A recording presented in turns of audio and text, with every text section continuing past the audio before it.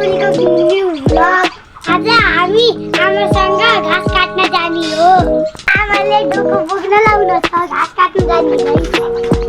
अब जाने हो गाइस। गाइस यो चाहिँ हाम्रो गाउँको चौपारी हो, यहाँ मानिसहरू बस्छन्।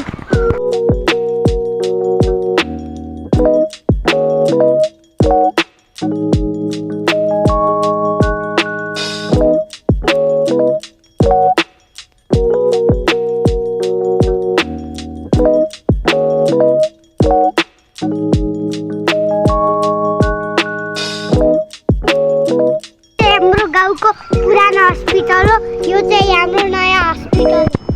गाइस हो न, मलाई गाउँको बाटो हिँड्दा हिँड्दा मैले तिमीलाई नेवारमा के भने खाना हो।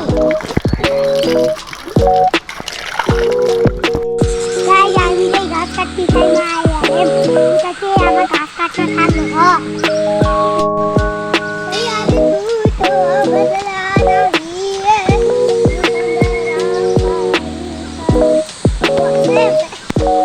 आमा चाहिँ त्यहाँ घाँस काट्न लाउनु छ। ओ गाइस हो न, म र आमा मिलेर मैले यत्रो घाँस दिएँ, आमाले यत्रो घाँस ल्याउनु। यो चाहिँ मेरो पहाडी हो, कत्रो राम्रो छ हेर्नु त गाइस।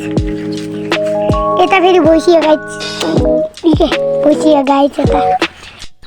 गाइस मैले चाहिँ मामाको घरसँग लाग्छु गाइस।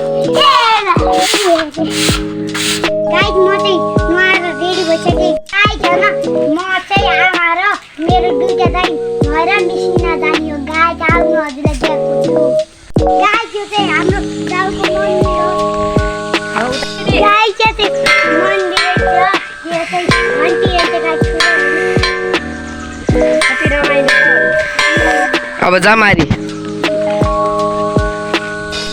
यो चाहिँ हाम्रो गाउँको काठको चौकी हो गाइस। आउनु भित्र देखाउँछु। फोटो खिच्दै हो त्यहाँ उभिएर जान्छ जुन जाइगा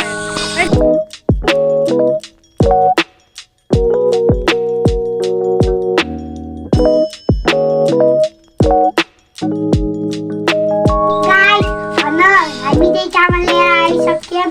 दाइ र आमा मिलेर हेर्नु, दुईटा चामल लिएर आउनु।